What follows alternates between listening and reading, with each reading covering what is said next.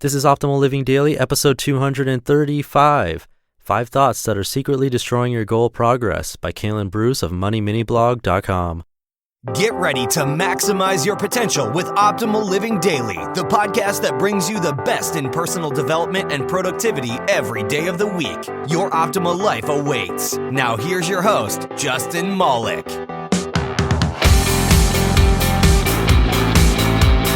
What's going on, Life Optimizer?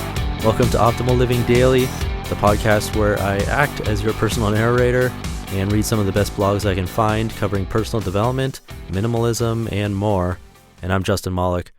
I'm back today with a post from MoneyMiniBlog, one of the newest blogs to join OLD and recommended by a listener, actually. So if you have any blogs that you wish I would read to you, come by oldpodcast.com and get in touch with me. I love hearing from you, and I'm always looking for more content to read here on the show. And I'll leave it at that. Let's hear from Kalen and start optimizing your life. 5 Thoughts That Are Secretly Destroying Your Goal Progress by Kalen Bruce of MoneyMiniBlog.com. Our life isn't as logical as we like to think. You may plan your goals perfectly, but when the time comes for action, it doesn't work out. That happens to all of us because our emotions affect our decisions. We don't think about that when we set goals.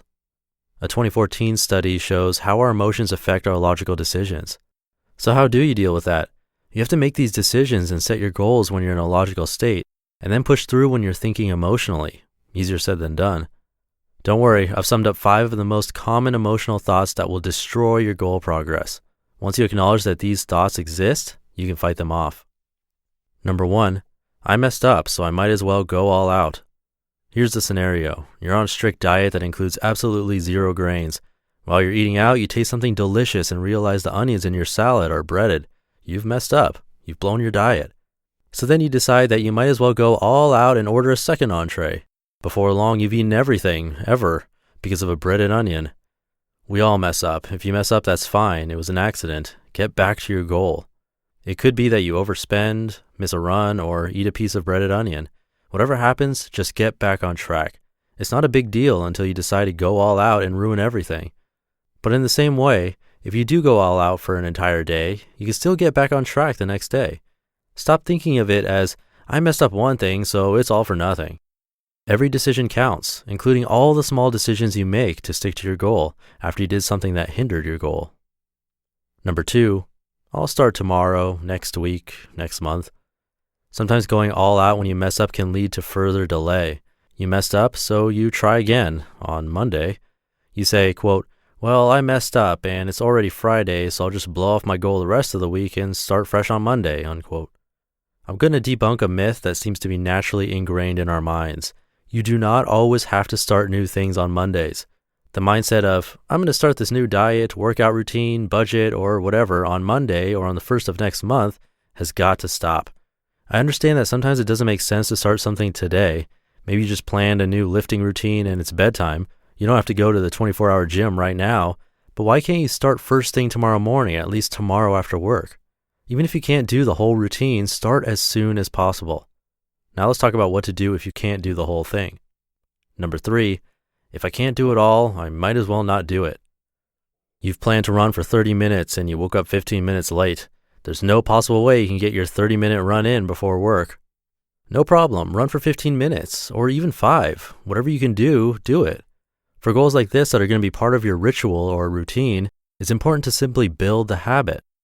Let's say for whatever reason you weren't able to do your entire workout at all the entire month. Would you feel better if you skipped all of them, or if you did a partial workout every time?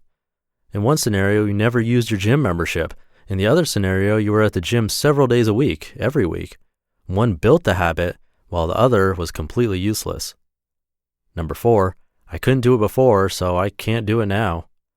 When you're out there achieving your goal, your motivation often comes in the beginning, but once it gets hard, you remember how you couldn't do this before. Then you start to emotionally and illogically assume that you can't do it now. Remember, this is why we set goals in our logical state. We set goals to become better. Of course you couldn't do it before. You weren't the person you are now. You should set your expectations in a way that always assumes your goals will get harder and harder, as they should. You're improving and so are your goals. Measuring goal progress backwards will help with this. It will help to show you how far you've come and how you can't judge what you can do now by what you could do in the past. You should always be able to do more. Number 5, other people don't do this much, so I don't have to. Comparing yourself to others is almost always a bad idea. Don't cut your goals down based on what others are doing. You may start with big goals and then realize that most people don't do half of that. Then when you're out there running or making cold calls or working extra jobs, you start to think, I'm already doing more than the average person. I don't have to do this much.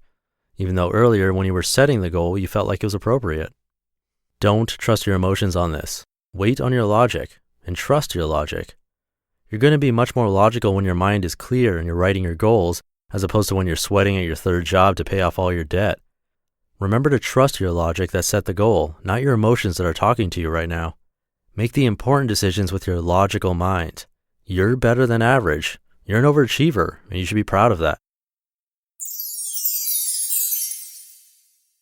You just listened to the post titled 5 Thoughts That Are Secretly Destroying Your Goal Progress by Kalen Bruce of MoneyMiniBlog.com. I'm going to keep this ending nice and short, but like I mentioned at the top of the show, if there is a blog that you want me to read to you, come by oldpodcast.com and get in touch with me and just let me know. If it's a good fit, I'll reach out to the author and see if I can get permission, and we'll all benefit. And that's another episode down. I'll be back tomorrow with a post from Colin Wright of exilelifestyle.com. So I'll see you there, where your optimal life awaits. Hey, this is Dan from the Optimal Finance Daily podcast, which is a lot like this show, except more focused on personal finance.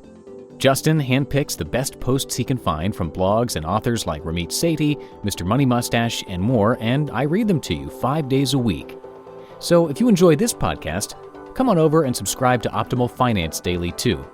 And together, we'll optimize your financial life.